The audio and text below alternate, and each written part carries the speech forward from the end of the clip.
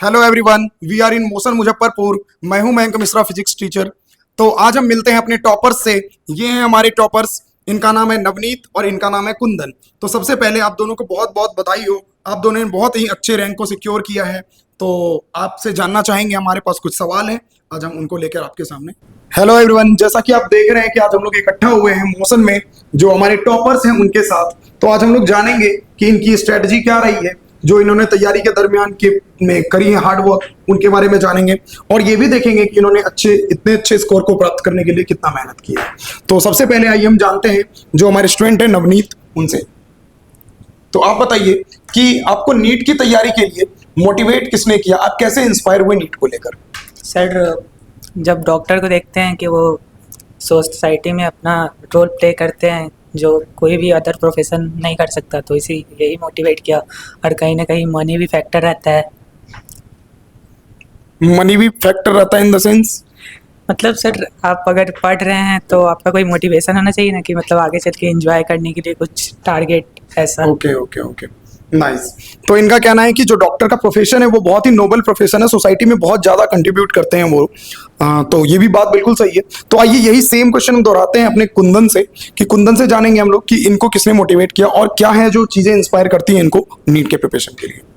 Sir, NEET के preparation के लिए तो मेरे पापा ने मुझे मोटिवेट किया था। उनका कहना है कि आप जो भी डिग्री लेते हैं उससे ज़्यादा आपको नॉलेज पे फोकस करना चाहिए। और नॉलेज लेने के लिए मुझे बायो में बहुत ज़्यादा इंटरेस्ट था बचपन से ही, और उसके लिए मैंने नीट को प्रेफर किया। और डॉक्टर प्रोफेशन एक अच्छा प्रोफेशन भी है, उसमें नोबिलिटी है, पीसनेस है, और आपको रिस्पेक्ट भी मिलता है। ओके, वाओ, बहुत ही अच्छा कुंदन ने जवाब दिया है। तो अपना अगला सवाल है, when did you start seriously preparing for the NEET? मैंने मोशन मुजफ्फरपुर में 11th में ही स्टार्ट किया था और कंटिन्यू 12th तक यहीं से किया है। और फिर इस साल मेरा नीट था और मैंने यही। तो आप दोनों ने यहाँ से 11th और 12th दोनों ही क्लासेस की प्रिपेयर की है ना? तो जैसा कि आपने देखा कि इन्होंने ये हमारे यहाँ के 2A क्लासरूम प्रोग्राम के स्टूडेंट्स हैं। और इनसे अगला सवाल ये है कि which subject was the most difficult and challenging for you all? Inorganic chemistry. Inorganic chemistry? Yes sir. थोड़ा आप करेंगे इसको, क्यों है ऐसा? सर वो सर कोटा फैक्ट्री है ना, कम पड़ा तो रेजोनेंस, ज़्यादा तो स्टेरिक हिंड्रेंस। वही तो पता नहीं चलता था कि कब ट्रेंड चेंज हो रहा है। ट्रेंड तो था ही नहीं, मतलब सब वैसे रट्टा रट्टा लगता था। और थोड़ा कंसेप्चुअल रहता है तो चीज़ें याद हो जाती है। वो तो सभी के लिए चैलेंजिंग है इनऑर्गेनिक केमिस्ट्री। इनऑर्गेनिक ज़्यादा चैलेंजिंग है, पर ऐसा हम सुनने को मिला है कि यार फिजिक्स ज़्यादा चैलेंजिंग होता है नीट वाले स्टूडेंट के लिए। क्या आप फिजिक्स के बारे में कोई टिप्पणी करना चाहें? फिजिक्स हम लोग का सर बढ़िया था, क्योंकि हमारी फैकल्टी ने वैसा पढ़ाया था उस लेवल का, और फिजिक्स काफ़ी बेहतर रहा। और ओके ओके, बहुत अच्छा बहुत अच्छा। तो कुंदन, आप क्या कहना चाहेंगे? यस सर, सेम मेरा भी इनऑर्गेनिक केमिस्ट्री ही मुझे डिफ़िकल्ट लगता था, क्योंकि उसमें याद करना पड़ता था और एक्सेप्शंस इतने ज़्यादा थे कि पता ही नहीं चलता था। And what about physics? Physics तो सर कॉन्सेप्ट आपका क्लियर है तो वो आसानी हो जाता है, बस न्यूमेरिकल जितना प्रैक्टिस करेंगे उतने ज़्यादा अच्छे होते चले उतना जाते अच्छा होता है ना। तो देखा जाए तो इन्होंने ये कहा है, जो थोड़ा सा जो अपना मोस्ट एक्सपेक्टेड आंसर होता है उनसे थोड़ा अलग है। बहुत सारे बच्चों का नीट में, कई बच्चों का फिजिक्स ही डिफिकल्ट लगता है उनको, और मोस्ट चैलेंजिंग पेपर भी फिजिक्स है। तो इनका कहना है कि inorganic chemistry was the challenging ever.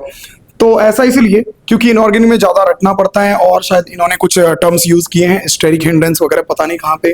तो that was too amazing answer. कि आपकी क्या स्ट्रेटजी थी जो आपने 2 साल तक यहाँ पे प्रिपरेशन किए हैं, उसमें क्या स्ट्रेटजी रही आपकी? Sir, it's about the situation, जैसा टाइम था उस हिसाब से स्ट्रेटजी चेंज भी होता था। लेकिन जो क्लास का स्टडी है उसको घर जाकर फिर कंप्लीट करना, और जितने भी होमवर्क है, क्वेश्चन प्रैक्टिस है, वो सारे उसी दिन बैकलॉग नहीं होने देना, ये ज़्यादा फोकस करना। मतलब जो सबसे फंडामेंटल है वो क्या है? Class notes, right? Class notes and homework. अच्छा, आप क्या कहना चाहेंगे कि जब हम प्रिपेयर करते हैं नीट या जेई के लिए, तो खैर नीट की बात करते हैं अपन, तो नीट के लिए जब प्रिपेयर करते हैं तो जो एक्स्ट्रा रेफरेंस बुक्स हैं उनकी भी जरूरत पड़ती है, other than the motion modules वगैरह, कुछ ऐसा? नहीं, ऐसा तो मैंने कोई चीज़ यूज़ नहीं किया है। नहीं किया? मैंने सारा मोशन मॉड्यूल और टेस्ट सीरीज जो थे उन्हीं सीरीज? से प्रैक्टिस की। आपने हाँ, मैंने बनाया था। किया था? जैसे एक एडरलेस आता है, सिंगेज का बायो था, और MS चौहान के इन ऑर्गेनिक Okay. केमिस्ट्री। तो क्या ये नेसेसिटी है कि आपने अलग से करी है अगर आपको मन हुआ तो? नहीं सर, जैसे ये तीनों जो बुक थे मुझे इंटरेस्टेड था, मतलब मोशन का मॉड्यूल तो है ही सफिशिएंट है। सफिशिएंट है। ये तो मैं खुद का इंटरेस्ट था सब्जेक्ट में, तो इसीलिए ज़्यादा Yes. करना चाहता था तो किया। वैसे इस लेवल पे पूछा नहीं जाता है, अभी तक के हार्डेस्ट पेपर में भी नहीं पूछा गया है। ओके ओके गुड, बहुत अच्छा, ठीक है। तो जैसा कि आपने सुना कि मोशन का जो मॉड्यूल है वो मोर देन सफिशिएंट है, मतलब इनके अलावा अगर आपको टाइम मिलता है तो आप बेझिझक बाकी सारे बुक्स को लगा सकते हैं, पर जरूरत नहीं पड़ती है, ना तो उतना लेवल होता है पेपर का। तो मोशन का मॉड्यूल सफिशिएंट है, क्योंकि ये दोनों ही हमारे 2 ईयर क्लासरूम प्रोग्राम के स्टूडेंट हैं। तो इनसे जो मोस्ट बेसिक सवाल है वो ये बनता है कि आप दोनों ने बोर्ड्स और नीट दोनों को साथ में कैसे टैकल किया है? बोर्ड्स के लिए वैसे कोई खास प्रिपरेशन नहीं की थी, बस लास्ट टाइम में सैम्पल पेपर कर लिया था और जो पढ़ाया गया था उसमें से हो ही गया boards. Same sir, last time में ही बोर्ड्स के लिए ध्यान दिया गया और जो प्रीवियस ईयर क्वेश्चंस होते हैं बोर्ड के तो उसको थोड़ा सा प्रैक्टिस करके बस यही। तो मोस्ट ऑफ द जूनियर्स परेशान रहते हैं इन्हीं चीज़ों को लेकर कि सर बोर्ड्स भी है साथ में और नीट भी है साथ में, तो कैसे दोनों को करें। तो आपका कहना ये है कि बोर्ड्स को लेकर परेशान नहीं होना है, कि अगर लास्ट के 6 महीने में या 3-4 महीने में भी हम कर लें तो बोर्ड्स के पेपर हो जाता है ना, इतना सफिशिएंट होता है। 4 मंथ नहीं हुआ, मैं तो बोलूँगा 2 मंथ पहले भी करे 2 तो मंथ्स सीरियसली? सीरियसली अगर बच्चा पढ़ा है तो 12th में तो सिलेबस यहाँ पे जल्दी कंप्लीट होते हैं, तो उस लेवल का नीट लेवल का पढ़ रहे हैं तो बोर्ड तो आराम से हो सकता आराम से हो जाएगा, और जो बाकी बचे सब्जेक्ट्स हैं उनके लिए 2 मंथ्स काफ़ी है ना।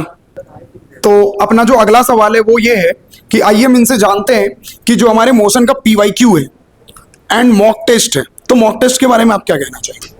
सर यहाँ का सबसे अच्छा मॉक टेस्ट लगा मुझे BTS ब्रह्मास्त्र टेस्ट सीरीज। उसका लेवल और नीट का लेवल में कोई डिफरेंस नहीं था। उसमें हम लोग के कम नंबर आते थे तो हम लोग सोचते थे कि नीट लेवल का है ही नहीं, तो फिर उसके बाद जब पेपर आया तो पता चला कि BTS जो था सही था, और मैं ज़्यादा इम्फेसाइज किया रहा था BTS पे, थोड़ा उसको इग्नोर नहीं किया रहा था, तब आज कुछ और अच्छा और बेहतर रैंक आ सकती थी। मतलब BTS का लेवल बहुत अच्छा है, बहुत ही प्रॉपर बनाया जाता है वो। कुंदन, आपको कैसा लगा? सर यहाँ तो पूरे साल ही टेस्ट सीरीज चलती ही है, लेकिन जो BTS है उसमें थोड़े और एडवांस लेवल के अच्छे अच्छे क्वेश्चन थे, तो जिससे कि वो उस टाइम तो लगा कि एक्स्ट्रा है, नीट लेवल का है नहीं, लेकिन अभी पेपर आने के बाद लगता है कि और अच्छे से ध्यान देते तो और हो सकता था।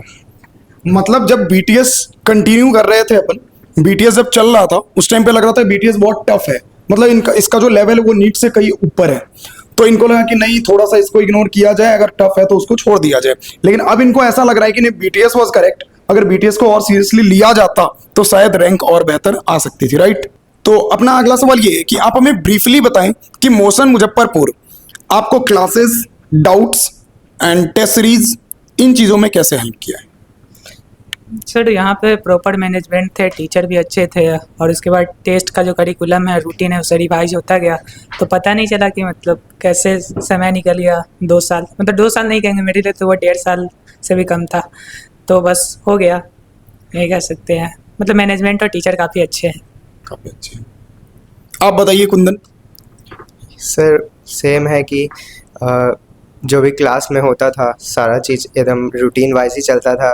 डाउट सेशन में भी हम जो भी डाउट पूछते थे तो वो हमेशा क्लियर हो ही जाता था लगभग, और टेस्ट सीरीज के भी डाउट्स होते थे तो उनको भी सॉल्व सर कर देते थे क्लास में, और जो भी प्रिपरेशन से रिलेटेड क्वायरीज भी हैं वो भी हमारे सॉल्व कर दिए जाते थे। Okay, very good. जो अपना अगला सवाल है, तो what kept you motivated during your tough days? Feel my father proud to secure a good rank motivated me and all those कि मैं जो हार्ड वर्क कर रहा हूँ इस जर्नी में, वो अगर नीट ना भी निकलता तो भी पे ऑफ होता कहीं ना कहीं, यही मोटिवेट करते रहा। सही बात है, बिल्कुल सही बात है कि कोई जरूरी नहीं है कि हर बच्चे का नीट क्लियर ही हो जाए या फिर उनको सीट मिल ही जाए किसी ना किसी अच्छे कॉलेज में, बट जो ये जर्नी रही है ना, अगर आप उसमें ऑनेस्टली मेहनत किए हैं तो वो भी कहीं ना कहीं जाके आपको पे ऑफ करता ही है। तो कुंदन, आप क्या कहेंगे, आपको कंसिस्टेंसी बनाए रखने में मोटिवेटेड आप कैसे रहे 2 साल? सर मेरा तो ड्रीम है 9th से ही कि मुझे डॉक्टर बनना है। ओके। तो उसके लिए मोटिवेशन आपको बाहर से लेने का ज़रूरत नहीं है, खुद ही आ जाता है। है ना? और कभी कभी रहा कि अगर आप लूज़ हुए तो आप अपना फ्यूचर सोच लीजिए कि आप डॉक्टर बनने के बाद कैसा होंगे, तो वो सेल्फ मोटिवेशन खुद ही आ जाएगा। बिल्कुल बिल्कुल। अगर आपका गोल सेट हो, गोल क्लियर हो, तो आपको मतलब कहीं बाहर से इंस्पायर होने की या फिर मोटिवेट होने के लिए आपको कोई और फैक्टर की जरूरत है ही नहीं। तो अगर आप अपना फ्यूचर सोच रहे हैं, और बात भी इसने बिल्कुल सही कही है कि अगर आपको कभी मतलब लो फील हो, डीमोटिवेटेड फील हो, तो आप अपना फ्यूचर सोच लीजिए कि डॉक्टर बनने के बाद लाइफ कैसी होती है, तो आपको खुद लगेगा कि अभी तो अपन बहुत कम लोड में चल रहे हैं, राइट।